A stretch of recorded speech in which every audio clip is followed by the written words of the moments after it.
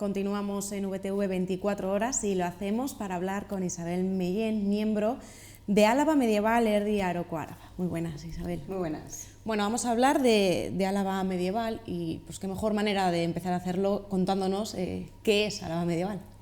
Pues Álava Medieval es un proyecto que nació hace ya algo más de 2 años y su intención era, por un lado, investigar todo el patrimonio medieval alavés y, por otro lado, pues también hacer actividades de divulgación para darlo a conocer, para ponerlo un poco en valor, porque veíamos que a nuestro alrededor pues había un patrimonio muy interesante, casi todo pues vertebrado en torno a la época medieval y que pues a veces era desconocido también para los propios alaveses. No se había tomado muy en serio tampoco los estudios académicos, desconocido prácticamente para el exterior, y la labor era un poco pues, profundizar un poco en ese legado y también pues, dar a conocer a diferentes tipos de público. ¿Quiénes formáis parte de Álava Medieval? Pues somos una cooperativa compuesta por 5 personas y tenemos varios proyectos, entre ellos pues, uno de los principales sería Álava Medieval, y contamos pues, con 3 investigadores que cada uno pues, estamos especializados en diferentes ámbitos o tenemos diferente formación, y luego también pues, tenemos un equipo de diseño muy potente que hace que pues, todo lo que hagamos tenga un aspecto estupendo y que de cara al público pues, sea mucho más atractivo. ¿En qué momento os disteis cuenta de la necesidad de un proyecto como este? Pues como te comentaba, hace ya 2 años es cuando se empezó a forjar la idea, y sobre todo surgió a raíz de ver cómo en otros lugares sí que habían sabido aprovechar este legado medieval.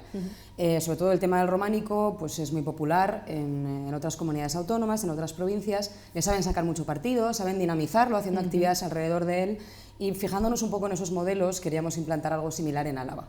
Entonces la intención fue desde un principio pues, copiar o tratar de inspirarnos en todos aquellos modelos que ya funcionaban en otros sitios, adaptarlo al territorio alavés y también poner un toque personal y algo diferente.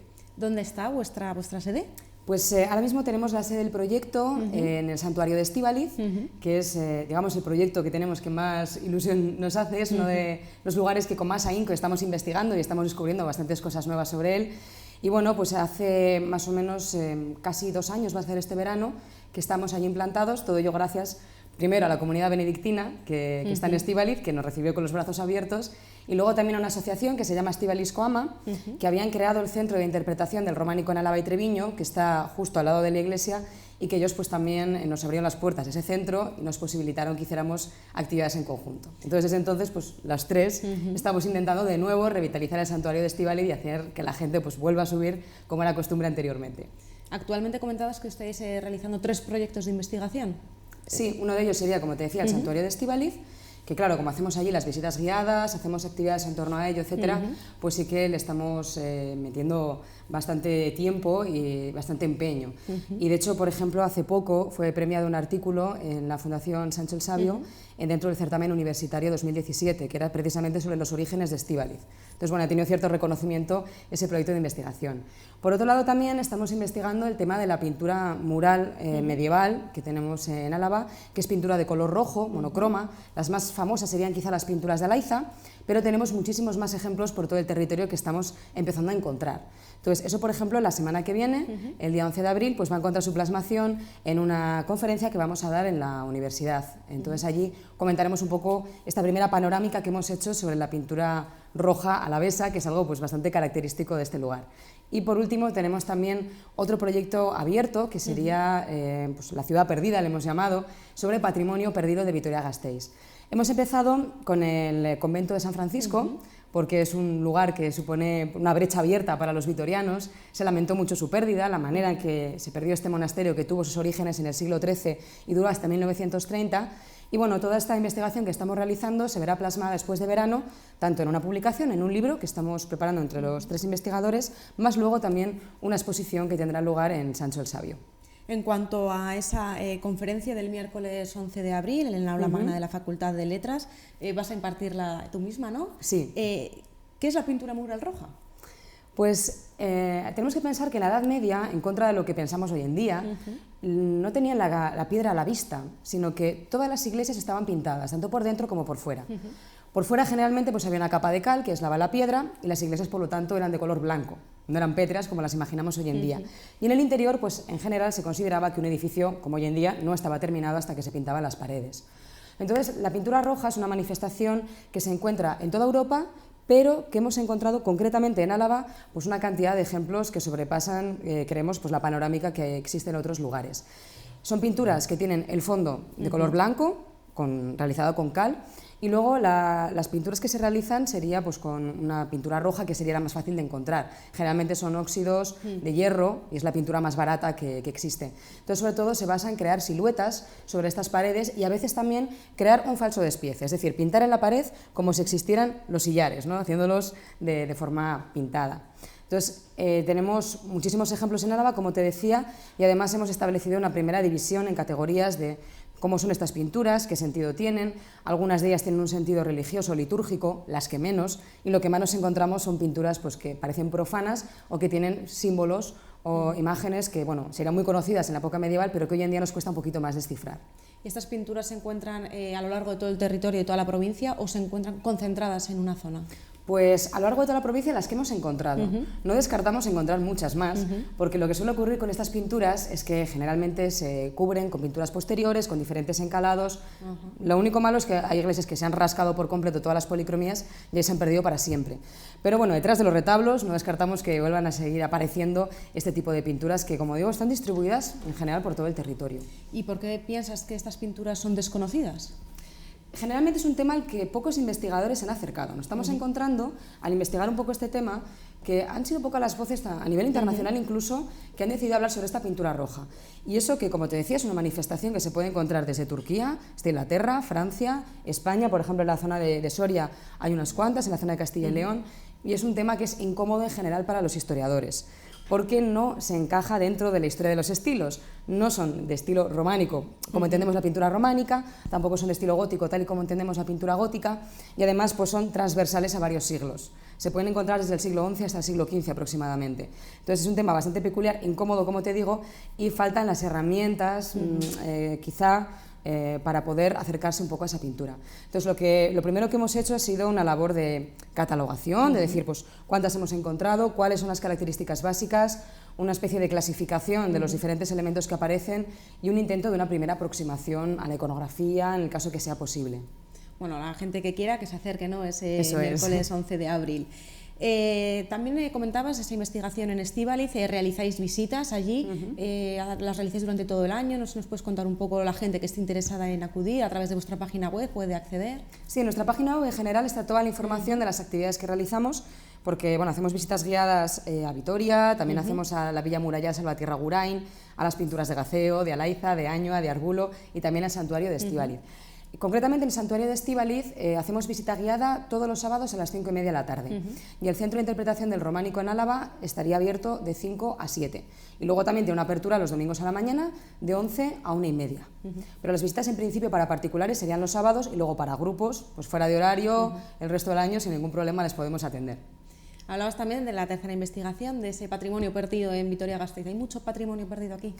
Pues sí, hay bastante patrimonio que se ha perdido a lo largo del tiempo.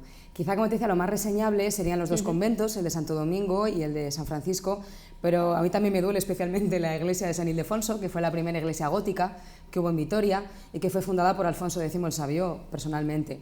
También, en general, Alfonso X el Sabio ha sido muy maltratado con todo esto porque hizo grandes obras en la ciudad y, curiosamente, la mayor parte de las que se han perdido pues tendrían su patronato.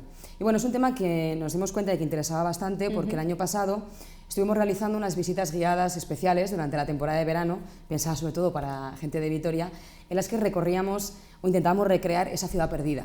Íbamos a ver todo aquello que no estaba en el casco viejo, que había estado, que todavía dejaba su huella, pero que por circunstancias de la historia pues había desaparecido.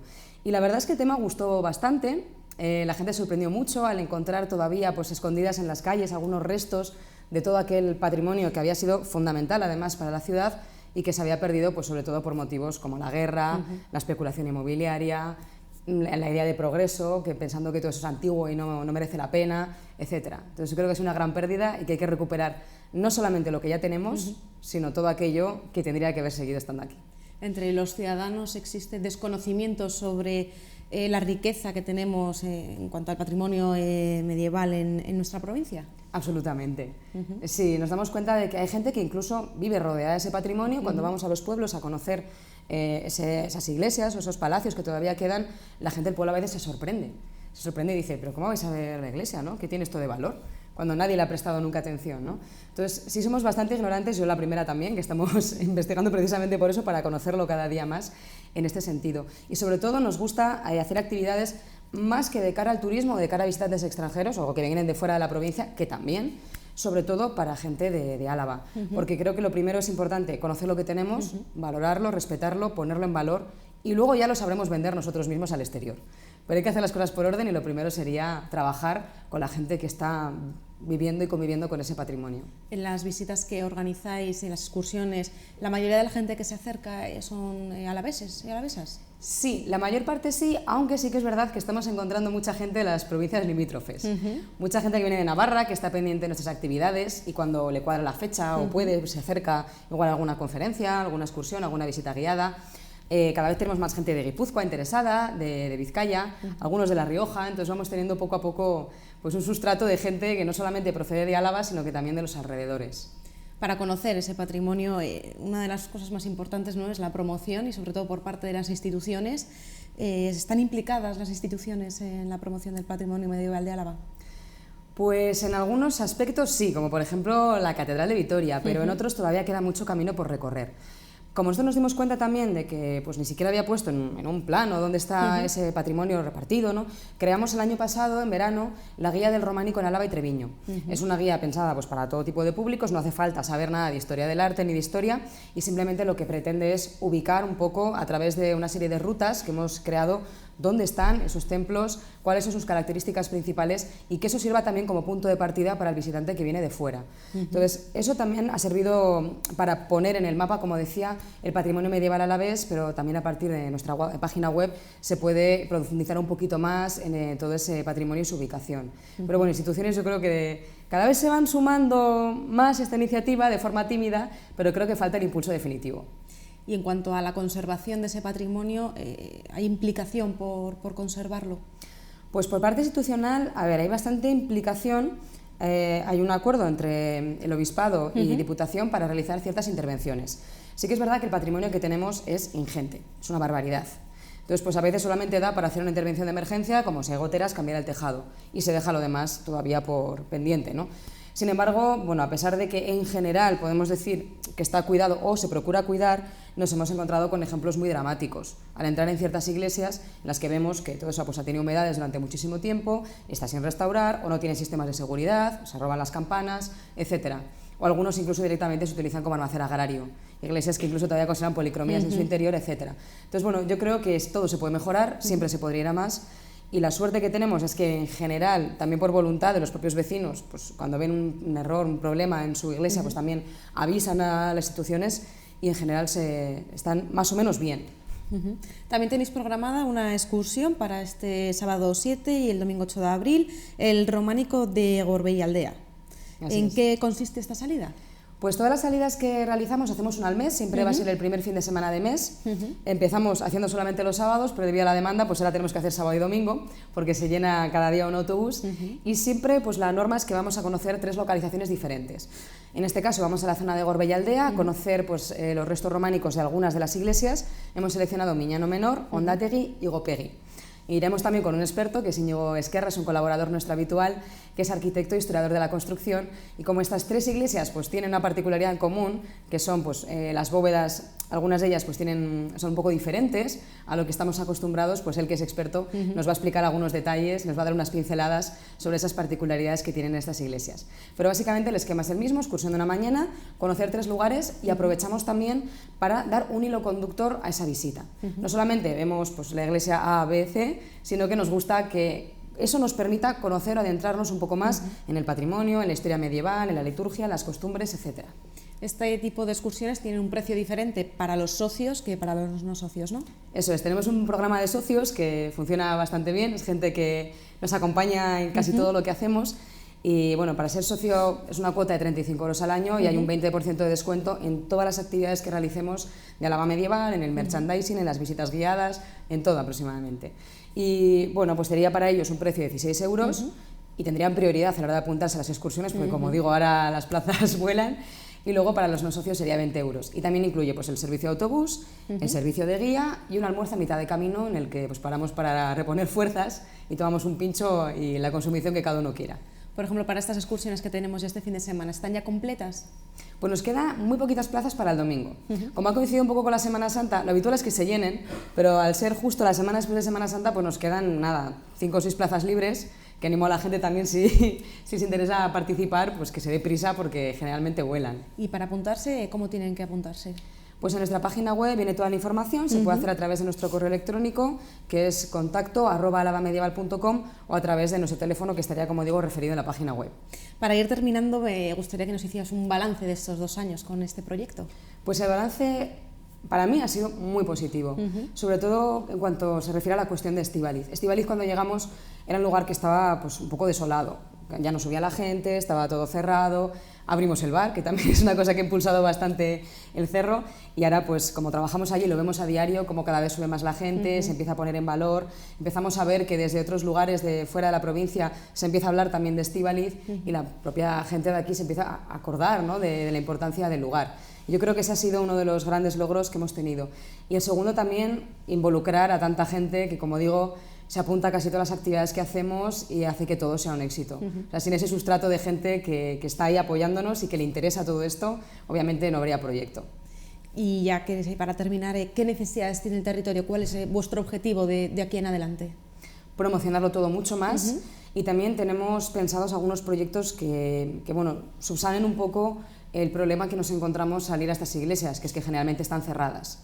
Están cerradas, no se puede ver el interior, no hay apenas información, ni siquiera en internet, sobre muchos lugares. Entonces, bueno, con el apoyo de la Fundación Vital, pues vamos a empezar ahora un proyecto que se llama Patrimonio Abierto, con el cual pues vamos a ir haciendo unas fichas online con imágenes en 360, imágenes antiguas de los templos, información actualizada, vídeos, todo lo necesario para que cualquiera que se acerque a un templo y lo encuentre cerrado, pues con un sencillo código QR pueda llegar a esa ficha o lo pueda consultar en internet, se puede hacer una idea de cómo es el interior, encontrar información actualizada también del exterior, etc. Entonces ese sería un poco lo que tenemos entre manos de cara al futuro. La verdad es que está muy bien la idea, porque muchas veces llegas, ¿no?, a un lugar y te encuentras que está cerrado y te quedas con las ganas de saber lo que ocurrió dentro y cómo era por dentro. Muchísimas gracias, Isabel. Cualquier persona que quiera puede entrar en vuestra página web, Álava Medieval, y tener toda la información ahí, apuntarse, ver cómo poder hacerse socio y acudir a todas esas excursiones. Eso es. Muchísimas gracias. Gracias a vosotras. Un placer. Y nosotros continuamos aquí en VTV.